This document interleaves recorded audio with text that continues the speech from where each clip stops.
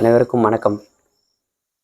நமக்கு எந்த விதமான பிரச்சனை வந்தாலும் என்ன சொல்லுவோம்னா, நமக்கு அதிர்ஷ்டம் இல்லை, மச்சம் இல்லை, இல்லைன்னா நம்ம தலையெழுத்து இதுதான், கடவுள் நமக்கு இவ்வளோ தான் கொடுத்துருக்கேன் அப்படின்லாம் நம்ம சொல்லி தப்பிச்சுக்கிறதுக்கான ஒரு வழி பண்ணிக்குவோம். ஆனால் அப்படி இல்லை.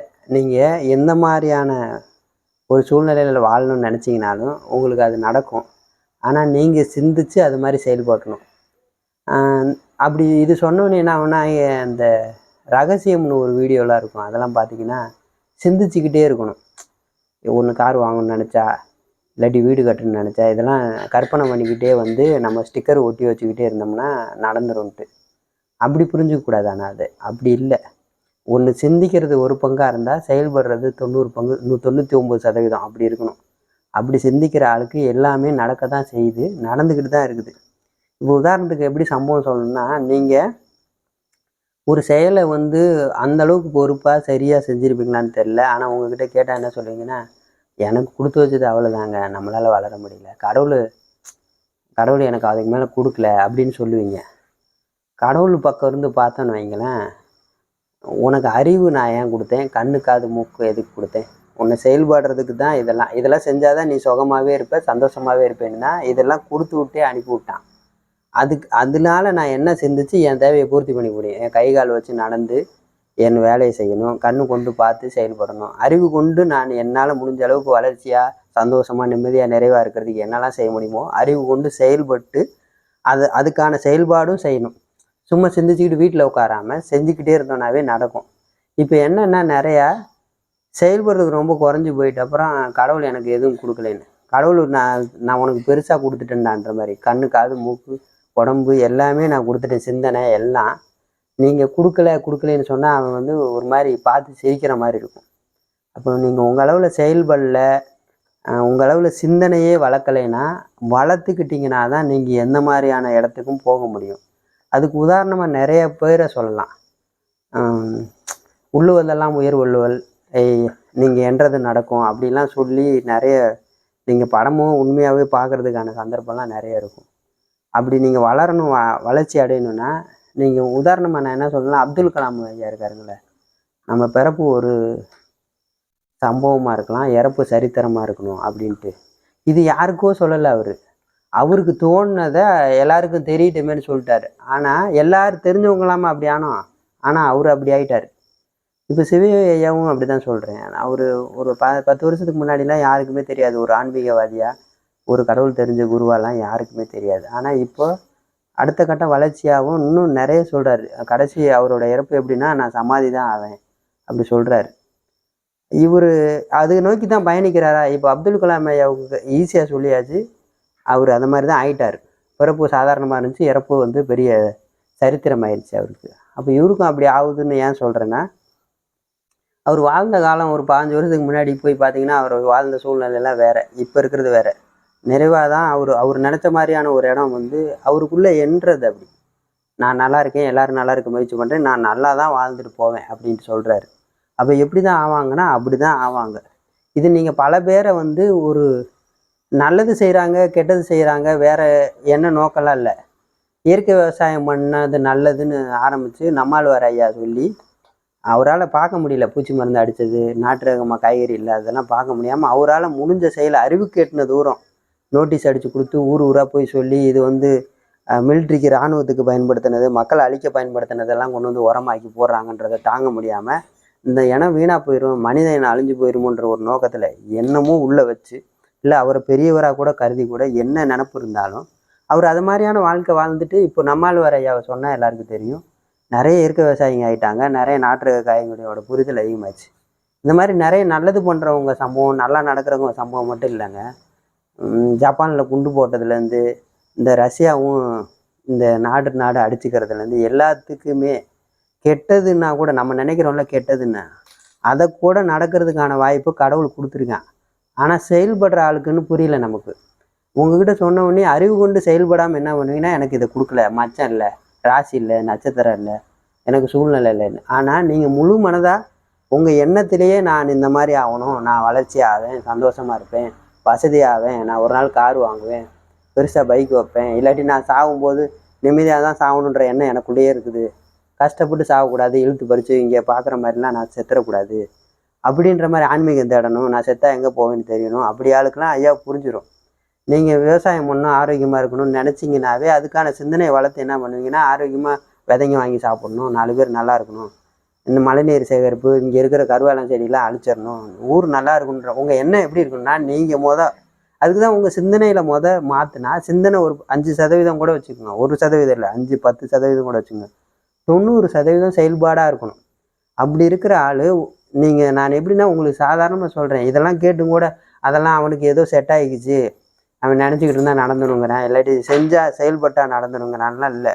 உண்மையாகவே சரியாக என்னோடய சிந்தனையை சரியாக வச்சுக்கிட்டு நல்ல கரெக்டாக செயல்பட்டோன்னாவே நம்மளுக்கு அது மாதிரி சந்தர்ப்பம் நடந்துடும். உதாரணமாக நீங்கள் நிறைய பேரை அப்படியெல்லாம் வளர்ந்தவங்க தான் பெரிய, நீங்கள் உச்சத்தில் அறிமுகமானலாம் சொல்லணுன்னா ஏஆர் ரஹ்மான்லேருந்து கலைஞர்லேருந்து பெருசாக வாழ்ந்துட்டு போனாங்கல்ல, இப்போ வாழ்கிறாங்கல்ல, நீங்கள் பார்க்க உயர்வு, அவங்களுக்குள்ள சிந்தனை அது மாதிரியா இருந்துக்கிட்டே இருக்கும். ஒரு நல்ல நடிகனாக இருக்கிறாரு கமல்னா, அவர் நான் நடிக்கணுன்ற அவர் பெருசாக பணம் சம்பாதிக்கணுன்றா இருந்தாருன்னா இந்நேரம் அம்பானி மாதிரி ஆயிடுவார். யார் எது மாதிரி சிந்திக்கிறாங்களோ, நான் உங்களை வசதியாகணும், கமல் மாதிரி ஆகணும், அம்பானி மாதிரி ஆகணும், உங்கள் சிந்தனை இது மாதிரி வளர்த்துக்குங்கன்னு சொல்லலை, அம்மாலகர் ஐயா மாதிரி ஆகணும் அப்படி இல்லை, நான் நல்லா இருக்கணும், ஆரோக்கியமாக இருக்கணும், சந்தோஷமாக இருக்கணும், வசதியாக இருக்கணும், இதுக்கு நான் என்ன செய்யணும், அப்படி பொறுப்பாக நீங்கள் உங்களை கேட்டு அதுக்கேற்ற செயல் தான் செய்கிறீங்களான்னு பார்க்கணும். அதை விட்டு எனக்கு எதுவுமே கொடுக்கல, செட் ஆகலை, உங்கள் அறிவு கொண்டு யோசிங்க, நீங்கள் தான் முக்கியமான காரணமாக இருக்கும், நீங்கள் நல்லா இல்லாததுக்கு. எனக்கு கொடுக்கல, நான் என்ன தான் முயற்சி பண்ணாலும் நடக்கலைன்னா உங்கள் சிந்தனை அந்த முயற்சி நோக்குனதா இல்லை. அப்போ உங்களுக்கு எது பிடிச்சிருக்குன்னு பாருங்கள். நீங்கள் நல்ல நடிகராக இருக்கணும், பெரிய வசதியானவராக இருக்கணும், இல்லாட்டி நீங்கள் ஏழ்மையாக பரவாயில்ல, கஷ்டப்பட்டு எப்படின்னா 3 நேரம் சோறு இருந்தால் போதுன்னு இருக்குனாலும் பாருங்கள், அதில் நிறைவாக இருக்கீங்களா? எனக்கு கடவுள் எதுவுமே கொடுக்கலன்ற மாதிரி மனநிலையில் வாழ்கிறீங்கன்னா என்ன அர்த்தம்னா, உங்கள் சிந்தனையில் மட்டும் வச்சுக்கிறீங்களே தவிர செயல்பாடு ரொம்ப கம்மி. அப்போ எப்படின்னா 90% சிந்திக்கிறீங்க, 10% செயல்படுறீங்க. அப்படி இல்லை, 10% சிந்திங்க, 90% செயல்படுங்க. நீங்கள் வாழ்க்கையில் வெற்றி பெற்றவராக மாறிடுவீங்க. நான் உதாரணமாக சொன்ன யாரையுமே உதாரணமாக எடுத்துக்க வேணாம். நீங்கள் பாருங்கள், உங்கள் கண்ணு முன்னாடி ஊரெலாம் எப்படி இருக்குன்னு, நீங்கள் எப்படி இருக்கீங்கன்னு பாருங்கள். நீங்கள் பர்சனலாகவே எனக்கு கடவுள் கொடுக்கல, உங்கள் அறிவு கொண்டு, உங்கள் கை கால் கொண்டு, உங்கள் மூளை கொண்டு செயல்படாத ஒரு செயலை வேறு யார் கடவுளே கூட எப்படி செஞ்சு கொடுத்தா என்ன பண்ணுவீங்க? அதுக்கு இந்த ஒரு படம் வரும், அரையன் 305 கடவுள்ன்ட்டு. அவர் கடவுளே இறங்கி வந்த பிரகாஷ்ராஜ் அதில் நல்லாயிருக்கும். கடவுளே இறங்கி வந்துட்டும் கூட அவர் கக்கூசை நல்லா சுத்தமாக கழுவுவார். அப்புறம் பார்த்தீங்கன்னா வேலை தேடி அலைஞ்சு வேர்க்கல்லைன்னு சத்தம் போட்டு விற்பார். கடவுள் வந்தாலும் ஒரு நியதி, உலக நியதின்னு ஒன்று இருக்குல்ல, செயல்பட்ட ஆளுக்கு தான் பரிசு கிடைக்கும். மற்றபடி உட்காந்து சிந்திச்சுக்கிட்டு இருக்கிற ஆளுக்கு பரிசு கிடைக்கலன்னு கவலை வந்துடும், அதனால நோயாயிரும். அப்போ நம்ம சாவு கூட கஷ்டப்பட்டு வரும். எனக்கு புரியுது 4 வகையில். உண்மையாகவே நம்ம எண்ணத்தோட சம்மந்தப்பட்டது செயல் அதிகமாக இருக்கணும், சிந்தனை ரொம்ப குறைவாக இருக்கணும். சிந்தனையும் செய்யலாம், அதுக்கான நேரம் ஒதுக்கிட்டு. ஆனால் ஒரு நாளில் செயல்பாடு உங்களுக்கு எவ்வளோ தூரம் வளர்ச்சியாக இருக்குதோ அவ்வளோ தூரம் நீங்கள் உயர்ந்தவர் ஆயிருவீங்க. செயல்பாடு சரியாக இருக்கிறதுக்கு கடவுள் சித்தம், கடவுள் எனக்கு கொடுக்கலைங்காமல் கடவுளே எனக்கு நல்ல சிந்தனையை கொடு, நான் ஆரோக்கியமாக இருக்கணும், உங்கள் ஆரோக்கியமான உணவு சாப்பிட்ணுன்னு நினைங்க, நல்லா சிந்திக்கணும், 4 பேர் நல்லா இருக்கணும்னு பாருங்கள், நான் நல்லா இருக்கணும்னு நினைங்க, நீங்கள் நல்லா இருக்கணும்னு நினைங்க, உங்களை சுற்றி எல்லாம் நல்லா இருக்குன்னு நினைச்சிங்க. ஒரு இடம் குடிசை வீடாக நீங்கள் பார்க்குறீங்கன்னா கூட அந்த வீடு மாடி வீடாக இருப்பாங்களா, அந்த வீட்டில் வசதியாக இருப்பாங்களா பாருங்கள். நீங்கள் குடிசையில் இருக்கீங்கன்னா கூட எப்படா அந்த வீடை மாற்றி நல்லா பெருசாகும்னு பாருங்கள். அந்த சிந்தனையை மாற்றி மனசுக்குள்ளே வச்சுக்கிறது இல்லாமல், ஒரு 1000 ரூபாய்க்கு சம்பளத்துக்கு வேலைக்கு போகிறீங்கன்னா 5000 ரூபாய்க்கு சம்பளம் வர்றதுக்கு என்ன பண்ணணும்னு முயற்சி பண்ணிங்க. உங்கள் அறிவு கொண்டு செய்யுங்க. குப்பை தொழிற்சாலை இருக்குல்ல, குப்பை பொறுக்கிறவரோட சம்பளம் ஒரு நாளைக்கு 1000 ரூபா. ஆனால் மொத்தமாக ஒரு குப்பை குடோன்னு டெண்டர் எடுத்து வைப்பாங்களே, அவங்களுக்கு கோடி ரூபா. இப்போ குப்பை பெருக்கிறவங்க 1000 ரூபாய்க்கு சிந்திக்கிறவர் 1000 ரூபாய்க்கு சிந்திப்பார், கோடி ரூபாய்க்கு சிந்தவர் குப்பையை வச்சே சொல்கிறேன். அப்போது வைர வியாபாரியாக இருந்தாலும் வைர விற்பாங்கள்ல, அங்கே வாட்ச்மேனாக வேலை செய்கிறவருக்கு சம்பளம் 10,000 ரூபா, உள்ள மேனேஜராக இருப்பார்ல அவருக்கு 2 லட்ச ரூபா. ஆனால் அந்த வைர கம்பெனிக்காரருக்கு எவ்வளோ 2 கோடி ரூபா. நான் எங்கே நிற்கிறேன், என் சிந்தனை எதுலேயே நிற்குதுன்றத உணர்வோடு பாருங்கள். வேலை இதுதான் இல்லை, ஏழை பணக்காரன் இல்லாட்டி என் சிந்தனையே இப்படி தான் இருக்குன்னா இல்லை. நீங்கள் எந்த மாதிரியான தொழில் செஞ்சாலும் அது சம்மந்தமாக உயர்வாக முடியும். நீங்கள் அப்படி சிந்திக்கிறது இல்லை, எனக்கு கடவுள் இவ்வளோ தான் கொடுத்துட்டான்னு அப்படி கொடுக்கல. ஆனால் கடவுள் நமக்கு சுதந்திரமாக என்ன வேணுமோ எடுத்துக்கின்ற மாதிரி ஐயா கூட சொல்லுவார் அடிக்கடி. இங்கே நிறைய இருக்குது, எடுத்துக்க தான் தெரியல நமக்குன்னு. அது ஆரம்பத்தில் கேட்டோன்னே என்னால் கூட அது எப்படி எடுத்துக்கணும்னா எப்படி போய் திருடிட்டு வந்துடுறதுன்ற மாதிரி. அப்படி இல்லை, என் சிந்தனையை சரியாக வச்சுக்கணும், செயல்பாடு அதிகமாக வச்சுக்கணும். இதுக்கு பேர் தான் எடுத்துக்கலான்றது. எடுத்துக்கலான்னா திடுப்புன்னு பொத்துக்கிட்டுலாம் கொட்டாது. அப்படியே திடீர்னு கொடுத்தாலாம் நீங்கள் வச்சுக்க மாட்டீங்க. அதோட அருமை தெரியாது. ஒரு நன்றியோடு இருக்க மாட்டீங்க. நீங்கள் ஏதோ சிந்திச்சே வந்துருச்சுன்ற மாதிரி அதை ஒரு 10ஓட 11 போயிட்டு மறுபடியும் 100 கஷ்டப்பட்டு எனக்கு கடவுள் கொடுக்கலைருவீங்க. அப்போ நமக்கு தேவையான எல்லாமே இங்கே கடவுள் கொடுத்துருக்கேன். எனக்கு எடுத்துக்க தெரியல. இன்னும் கூட நான் தேடுறேன், சிந்திக்கிறேன், எனக்கு எடுத்துக்க தெரியலைன்றது தான் எனக்கு புரியுது. ஆனால் என்னால் முடிஞ்ச அளவுக்கு எடுத்துக்கிறேன். என்னால் முடிஞ்ச அளவுக்கு நான் நல்லா இருக்கேன், வசதியாக இருக்கேன், சந்தோஷமாக இருக்கேன், நிறைவாக சாவது இந்த அளவுக்கு தேடி என்னால் முடிஞ்ச அளவுக்கு கடவுள் கொடுத்துக்கிட்டு தான் இருக்கேன். என்னால் முடிஞ்ச அளவுக்கு எடுக்கிறேன். இன்னும் நான் தேடிக்கிட்டு சிந்திச்சுக்கிட்டு செயல்பட்டுக்கிட்டு தான் இருக்கேன். எனக்கு அது மாதிரியான சந்தர்ப்பம் அமையறனால உங்களுக்கும் சொல்கிறேன், சிந்தனையை வளமாக வசதியாக வச்சுக்கோங்க. நீங்கள் அப்போ தான் வசதியாக வளமாகுவீங்க. செயல்பாடு அதிகமாக செய்யுங்க. அது ஆரோக்கியமான உணவு சாப்பிடுங்க, நல்ல சத்து பொருளாக சாப்பிடுங்க, நல்லா தூங்கி எழுந்திரிங்க. காலையில் வெள்ளனை எழுந்திரிக்க பாருங்கள். முடிஞ்சால் அந்த 6 மணி, காலையில் 6 மணிலேருந்து சாயங்காலம் 6 மணிக்குள்ளே ஒரு 3 நேரம் சாப்பாடு ஆக்கிக்கிங்க. அது உடம்புல தெம்பை கொடுக்குது. நீங்கள் உடம்பளவில் தெம்பாக இருந்தால் தான் உங்கள் சிந்தனையே சிறப்பாக வரும். உடம்பளவில் ஆரோக்கியமாக இல்லாத ஆளுக்கு என்ன தான் சிந்தனையை சொல்லி கொடுத்தாலும் வராது. அப்போ நீங்கள் சத்து பொருளாக சாப்பிட்டு தெம்பாக இருங்க. நீங்கள் நல்லா இருக்குன்னு நினைங்க, சுற்றி எல்லாரும் நல்லா இருக்குன்னு நினைங்க. உங்களுக்கு சாதாரணமாக நீங்கள் உயர்வாக யாரையோ சொல்கிறீங்க, கடவுள் கொடுக்கலன்னு சொல்ல மாட்டீங்க. ஐயா சொல்லுவார், என்னென்னடா கொடுத்துருக்கே அப்படின்னு. நன்றியில் கண்ணு கலங்குமா நமக்கு? அது மாதிரிலாம் ஆயிருமா? எனக்கு இன்னும் அது மாதிரிலாம் இல்லை, ஆனால் உண்மைன்னு புரியுது அப்படி. அதனால் உங்கள்கிட்ட சொல்கிறேன், முடிஞ்ச அளவுக்கு நீங்கள் சிந்தனையை மாற்றிட்டு செயல்பாடு அதிகமாக வச்சுட்டு நல்ல சிந்தனையோடு இருப்போம்.